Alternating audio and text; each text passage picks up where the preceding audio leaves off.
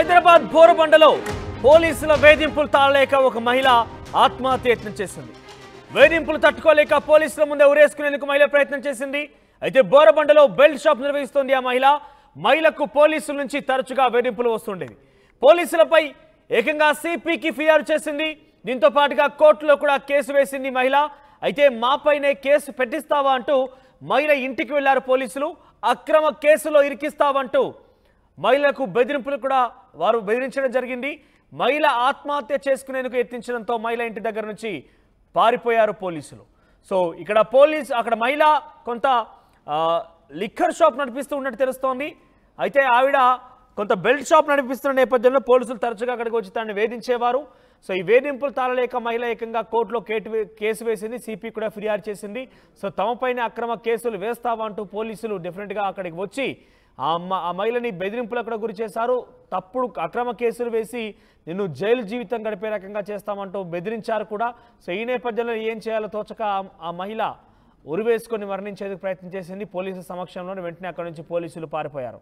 So సంఘటనా స్థలానికి సంబంధించి అక్కడ మనం విజువల్స్లో చూస్తున్నాం. పోలీసులు అక్కడికి ఆ మహిళ ఇంటికి చేరుకున్నటువంటి దృశ్యాలు చూస్తాం. ఆ తర్వాత అక్కడి నుంచి ఆ మహిళ ప్రతిఘటించి మరణిస్తానంటూ ప్రతిఘటించి ఉరివేసుకునేందుకు ప్రయత్నం చేస్తున్న నేపథ్యంలో అక్కడి నుంచి పోలీసులు పారిపోయారు. సో ఒక్కసారి విజువల్స్ చూస్తే కనుక ఆ మహిళ ఆ రకంగా ప్రతిఘటించడంతో వారంతా అక్కడి నుంచి పారిపోయారు. ఆత్మహత్య చేసుకుంటానంటూ ఆ మహిళ బెదిరించడంతో వారంతా ఏం తోచలేక, ఎందుకంటే తమ పైకి వస్తుంది, మేము మహిళలను సంబంధించి మేము అక్కడికి వచ్చి ఆ అమ్మాయిని బెదిరించాం కాబట్టి, ఆ మహిళను బెదిరించాం కాబట్టి ఆ అమ్మాయి ఆత్మహత్య చేసుకునేందుకు ప్రయత్నం చేస్తున్న నేపథ్యంలోనే అక్కడి నుంచి పారిపోయారు. సో సంఘటనా స్థలానికి సంబంధించి విజువల్స్ మనం చూస్తున్నాం. కొంతమంది లేడీ కానిస్టేబుల్స్ ఉన్నారు, అక్కడ ఇతర పోలీస్ ఆఫీసర్లు కూడా ఉన్నారు, కానిస్టేబుల్స్ ఉన్నారు, ఒక ఎస్ఐ కూడా ఉన్నాడు. బహుశా ఆయన డ్రెస్సింగ్ చూస్తే అర్థమవుతోంది. అక్కడికి వచ్చాడు. ఆ మహిళని మాపై కేసులు పెడతావా, సిపికి ఫిర్యాదు చేస్తావా అంటూ ఆ మహిళని బెదిరించేందుకు ప్రయత్నం చేశారు. ఇంతలోనే ఆ మహిళ ఆత్మహత్య చేసుకునేందుకు ప్రయత్నం చేయడంతో వారు అక్కడి నుంచి పారిపోయారు. లెఫ్ట్ సైడ్ బాక్స్లో కనబడుతున్న మహిళ ఒక ఫోన్లో మాట్లాడుతున్న విజువల్స్ మనం చూస్తున్నాం. ఒకసారి ఆ మహిళ ఫోన్ ఒకటి ఆడియో కూడా లీక్ అయింది. ఆమె ఏం మాట్లాడిందో చూద్దాం. నేను ఊరేసుకుంటున్నాను, నన్ను వచ్చి పోలీసు వాళ్ళు ఇబ్బంది పెడుతున్నారు. నాగల మీద సారు ఇద్దరు లేడీస్ కానిస్టేబుల్ ఒక వీడియో తీస్తున్నారు. మళ్ళీ ఇంకోలేమో చేసి చచ్చిపోమంటే నువ్వు చచ్చిపోయినా బాధ లేదు, పేరు రాసుకో శేఖర్ సారు బాగా చేస్తే టెన్షన్ పడుతున్నారు. వాళ్ళు వీడియో కూడా తీస్తున్నారు. నేను చచ్చిపోతున్నా సార్ ఇబ్బంది పెడుతున్నాడు, చచ్చిపోతున్నా కూడా డోర్ వాళ్ళు పట్టుకొని తీస్తాడంట. ఈ టార్చర్ వద్దుకోటి వాళ్ళ పేర్లు చెప్పు. రికార్డ్ చేసుకుంటున్నావా? రికార్డ్ చేసుకో చెప్తున్నా. శేఖర్ సారు, నావల మీద సారు, ఆ వీడియో ఒక ఆయన తీస్తున్నాడు. ఆ సారు ఇద్దరు లేడీస్ నేను ఇబ్బంది పెడుతున్న చావు కారణం వాళ్ళే. ఈయన సీసీ కెమెరా రికార్డ్ కాకుండా అక్కడ లేటది చూడు. ఇక నేను ఈ టార్చర్ భరించలేను. ఊగా నేను టెన్షన్ పెడుతూ నేను బతకలేను. చెప్పి చచ్చిపోతున్నా.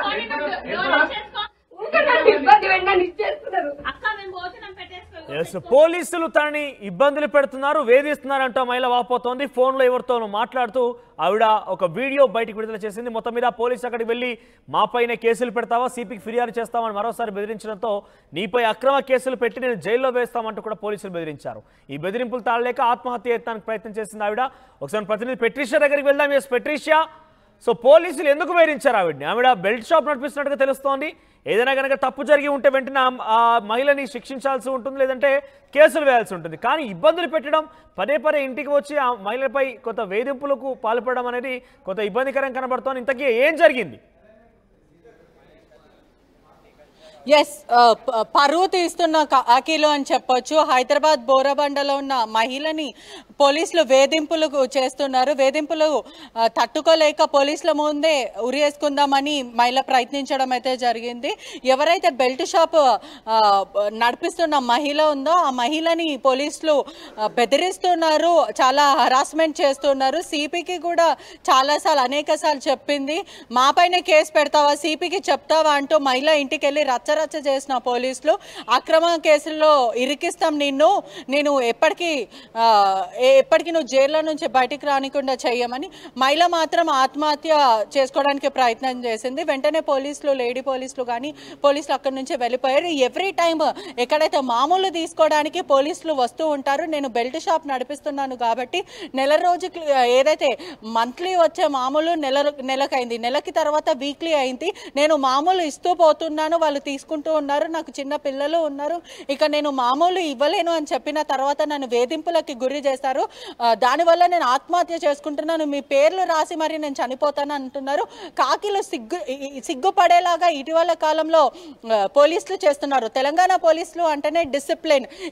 ఎవరు చూసినా ఎక్కడ చూసినా ఒకవైపు కేసును పట్టుకున్నారు, డీల్ చేస్తున్నారు అంటే వాళ్ళు కటకటల మధ్యలో వెళ్లాల్సిందే. నిందితులు వెళ్లే వరకు తెలంగాణ పోలీసులు నిద్ర కూడా పోరు. అట్లాంటిది ఈ మధ్య కాలంలో అవినీతి ఆరోపణలు ఎన్నో ఎదుర్కొంటున్నారు, వేటు వేస్తున్నారు, సస్పెషన్స్ కి చాలా మంది గురవుతున్నారు. ఆ తర్వాత మహిళల పట్ల అసభ్యంగా మాట్లాడడం, మహిళలను హరాస్ చేయడం. ఇటీవలనే ఆర్టీవీ ఒక వీడియో ద్వారా కూడా చూసాం మనం. ఏదైతే కాలేజ్లో, మల్లారెడ్డి కాలేజ్లో కూడా చిన్న చిన్న స్టూడెంట్స్ని కూడా అబ్యూజింగ్ వర్డ్స్ అంటే కాపాడాల్సిన పోలీసులే మహిళల పట్ల అసభ్యంగా మాట్లాడడము, అవినీతికి పాల్పడడం. అదేవిధంగా సివిల్ కేసెస్లో కూడా, అనేక సివిల్ కేసెస్లో కూడా ప్రజలను కొట్టడం. ఇటీవల కాలంలో కూడా ఇటువంటి కేసెస్ బయటకు వచ్చాయి. మహిళలని థర్డ్ డిగ్రీ, వాళ్ళపైన థర్డ్ డిగ్రీ ఎవరికి తెలియకుండా బెదిరించడం. అక్కడికి వెళ్ళారు, కానిస్టేబుల్ ఉన్నారు, ఎస్ఐ కూడా ఉన్నట్టున్నారు. బహుశా వీరంతా వెళ్ళింది మామూలు కోసమేనా? ఆ బెల్ట్ షాప్ లో నిర్వహిస్తున్న నేపథ్యంలో అక్కడ అక్రమం, ఇల్లీగల్ అని చెప్పి అడ్డుకోవడానికి వెళ్ళారా? ఎస్, ఆ బెల్ట్ షాప్ పైన అడ్డుకోవడానికి వెళ్ళినప్పుడు ప్రతిదీ ఎవిడెన్స్ కూడా పూర్తిగా నా దగ్గర ఉన్నాయి, ప్రతిదీ కూడా మేము లీగల్గానే ప్రొసీడ్ అవుతున్నాం అంటూ ఆ మహిళ అయితే చెప్పింది. కానీ పోలీసులు అసలు అక్కడ ఎందుకు వెళ్ళారో అనేది కానీ ఇప్పటివరకు అయితే బయట చెప్పట్లేదు. ఆ మహిళ స్టేట్మెంట్ ప్రకారం అయితే నేను గతంలో కూడా నేను సిపికి కంప్లైంట్ చేశాను, సిపికి కంప్లైంట్ చేశామన్న ఉద్దేశంతో వీళ్ళందరూ వచ్చి నన్ను బెదిరించడం జరిగింది. ఆ అక్రమ కేసెస్లో నేను పాలు పెడతాము, నిన్ను జైల్లో నుంచి కటకటాల నుంచి బయటికి రానియకుండా చూస్తామంటూ పోలీసులు బెదిరిస్తున్నారు. అందుకే నేను ఆత్మహత్య ప్రయత్నం చేసుకున్నాను. ఒకవేళ ఇదే తీరుగా పోలీసులు నన్ను మళ్ళీ బెదిరిస్తే నేను పోలీసుల ముందే చనిపోతానంటూ ఆ మహిళ చెప్పడం అయితే జరుగుతుంది. పూర్తిగా మరోవైపు కూడా పోలీసులను వేధించారు, మామూలు ఇచ్చాను విషయం చెప్తుంది ఆవిడ. ఎందుకంటే ఇక్కడ లీగల్ గా అయితే పర్మిషన్స్ లేవు, బెల్ట్ షాప్ లో కానీ ఈజీగా లీగల్ గా పర్మిషన్స్ వచ్చే అవకాశం అయితే ఉండదు. అయినప్పటికీ నిర్వహిస్తుందంటే డెఫినెట్ గా లీగల్ గా కాన్సిక్వెన్స్ ఎదుర్కోవాల్సిందే. కానీ తాను మామూలు ఇచ్చినట్టుగా చెప్తోంది, ఆరోపిస్తోంది. కాబట్టి నిజంగానే మామూలు ఇచ్చింది ఆ పోలీసులకి? ఎస్, లీగల్ గా కాన్సిక్వెన్సెస్ ఎదుర్కోవాల్సిందే ఖచ్చితంగా చెప్తున్నాను. అదే విధంగా ఆ మహిళ చెప్పే ప్రకారం కూడా మామూలు తీసుకుంటారు.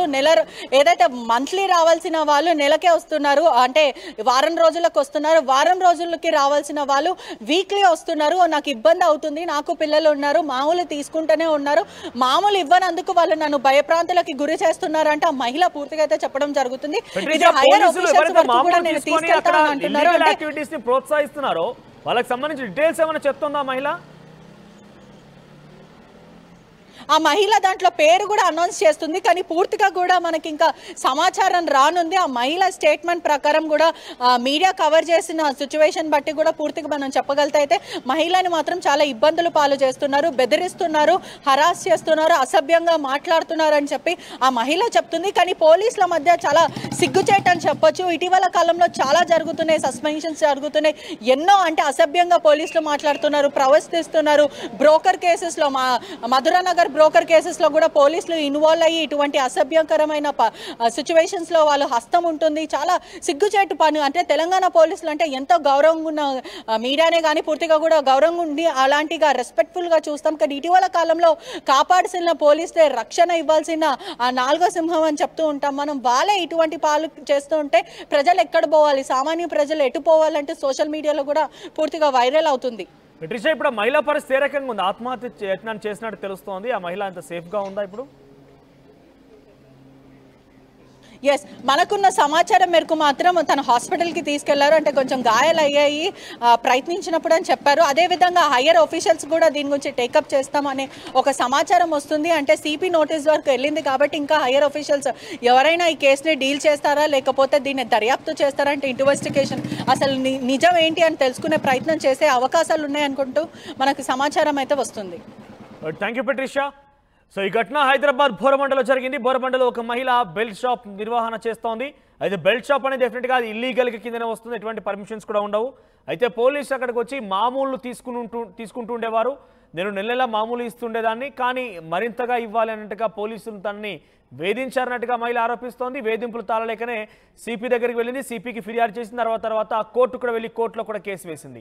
సో ప్రస్తుతానికి ఆ మహిళ ఈ కేసులు ఫిర్యాదులు చేయడంతో పోలీసులు మరోసారి ఆ మహిళ ఇంటికి చేరుకున్నారు. అక్కడ తనపై మరోసారి బెదిరింపులకు పాల్పడ్డట్టుగా మహిళ ఆరోపిస్తోంది. ఏకంగా తనపై అక్రమ కేసులు బనాయిసి జైల్లో వేస్తామంటూ కూడా పోలీసులు తనపై బెదిరించారంటూ కూడా మహిళ చెప్తోంది.